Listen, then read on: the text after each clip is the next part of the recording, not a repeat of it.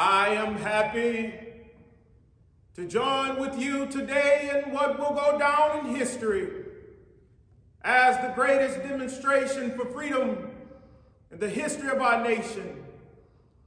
50 years ago, a great American in whose symbolic shadow we stand today signed the Emancipation Proclamation. This momentous decree came as a great beacon light of hope to millions of Negro slaves that had been seared in the flames of withering injustice. Came as a joyous daybreak to end the long night of their captivity. But 100 years later, we must face the tragic fact that the Negro still is not free. 100 years later, the Negro lives on a lonely island of poverty in the midst of a vast ocean of material prosperity. 100 years later, the life of the Negro is still sadly crippled by the manacles of segregation and the chains of discrimination. 100 years later, the Negro has languished in the corners of American society and finds himself in exile in his own land. And so we've come here today to dramatize a shameful condition. In a sense, we've come to our nation's capital to cash a check. When the architects of our republic wrote the magnificent words of the Constitution and the Declaration of Independence, they were signing a promissory note to which every American was to fall heir. This note was a promise that all men, yes, black men as well as white men, would be guaranteed the inalienable rights of life, liberty, and the pursuit of happiness. It is obvious today that America has defaulted on this promissory note insofar as her citizens of color are concerned. Instead of honoring this sacred obligation, America has given the Negro people a bad check, a check which has come back marked insufficient funds. But we refuse to believe that the Bank of Justice is bankrupt.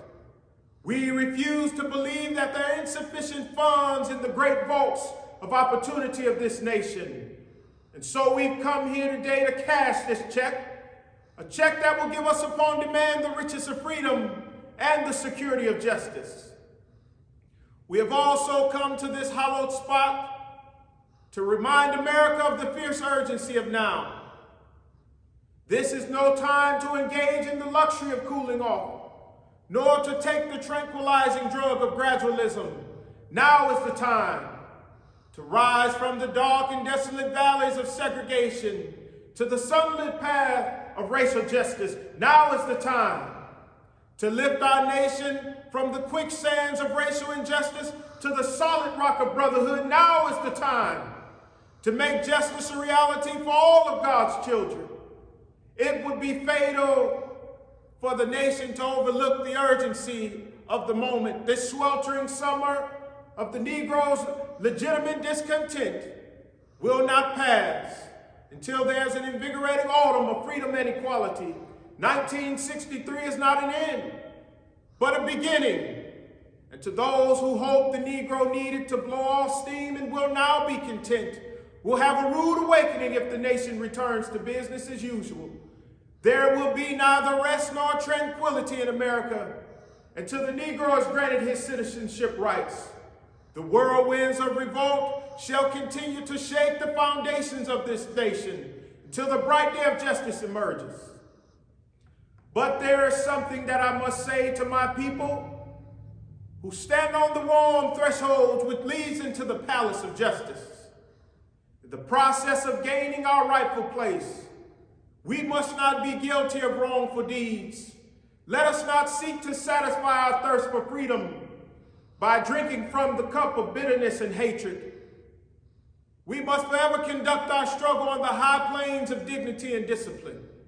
Again and again, we must rise to the majestic heights of meeting physical force with soul force. The marvelous new militancy which has engulfed the Negro community must not lead us to a distrust of all white people, for many of our white brothers, as evidenced by their presence here today. They have come to realize that their destiny is tied up with our destiny. They have come to realize that their freedom is inextricably bound to our freedom. We cannot walk alone. And as we walk, we must make the pledge that we shall always march ahead. We cannot turn back. There are those who are asking the devotees of civil rights, when will you be satisfied? We can never be satisfied. As long as the Negro is the victim of the unspeakable horrors of police brutality, we can never be satisfied. As long as our bodies, heavy with the fatigue of travel, cannot gain lodging in the motels of the highways and the hotels of the cities, we can never be satisfied.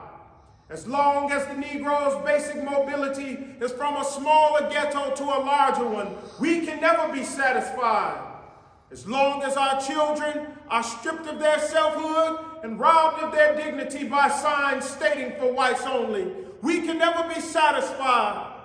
As long as the Negro in Mississippi cannot vote and the Negro in New York believes he has nothing for which to vote, no, we are not satisfied, and we will not be satisfied until justice rolls down like water and righteousness like a mighty stream.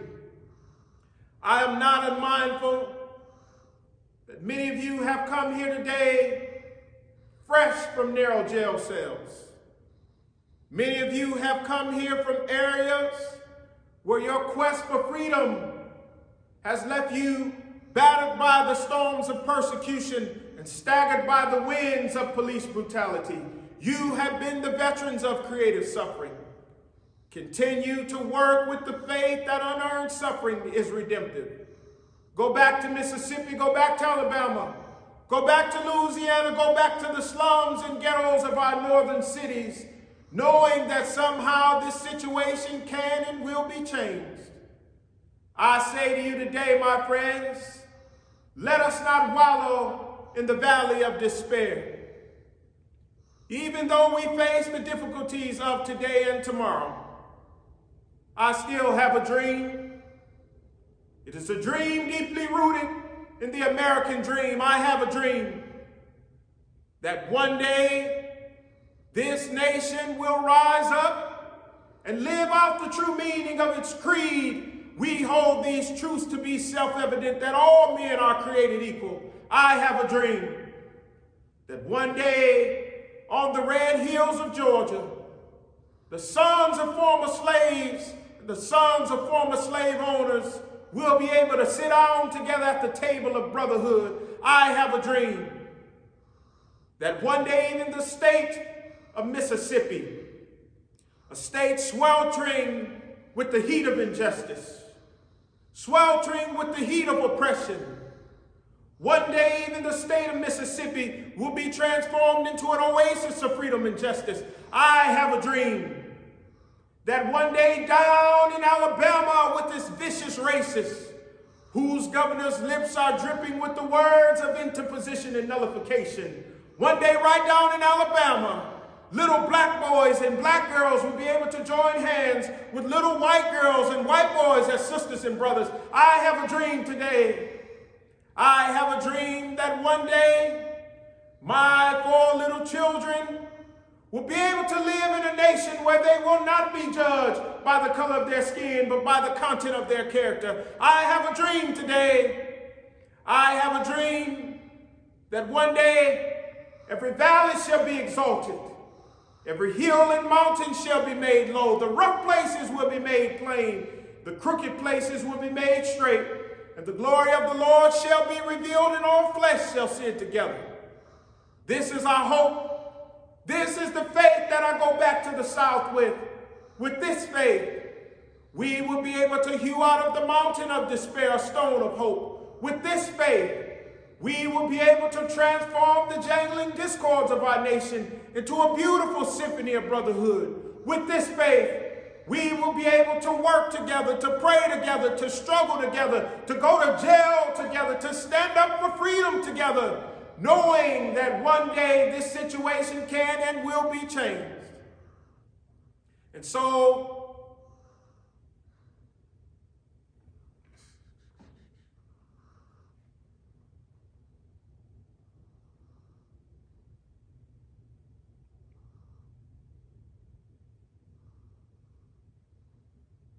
gonna start from there. Okay. Bro, you gotta do that over.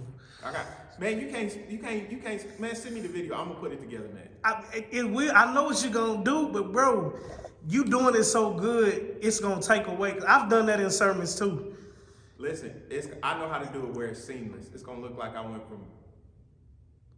Man, come on. I can do it too, man. Go ahead and finish, Right. bro. You doing such a great job. You right there, you done. This is it. I know I messed up at the end, man. That's crazy.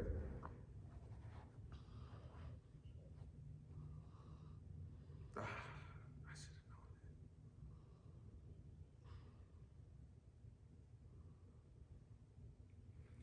that. I have a dream that one day every valley shall be exalted. Every hill and mountain shall be made low. The rough places will be made plain. The crooked places will be made straight. The glory of the Lord shall be revealed, and all flesh shall see it together. This is our hope. This is the faith that I go back to the South with.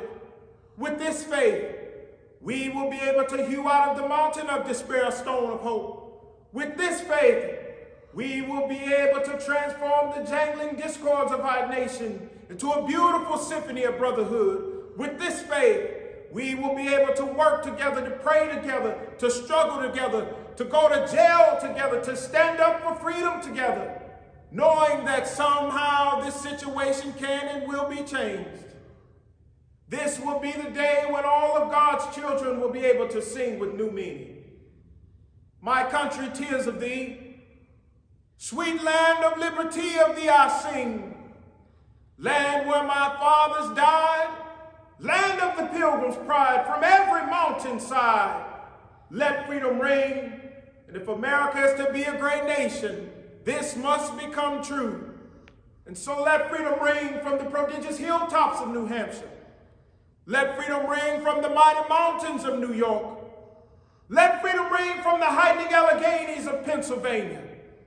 Let freedom ring from the snow-capped Rockies of Colorado. Let freedom ring from the curvaceous slopes of California, but not only that, let freedom ring from Stone Mountain of Georgia.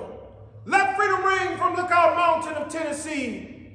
Let freedom ring from every hill and every molehill of Mississippi, from every mountainside. Let freedom ring, and when this happens, when we allow freedom ring, when we let it ring from every village and every hamlet, from every state and every city, we will be able to speed up that day when all of God's children, black men and white men, Jews and Gentiles, Protestants and Catholics, will be able to join hands and sing in the words of the old Negro spiritual. Free at last, free at last. Thank God Almighty, we are free at last.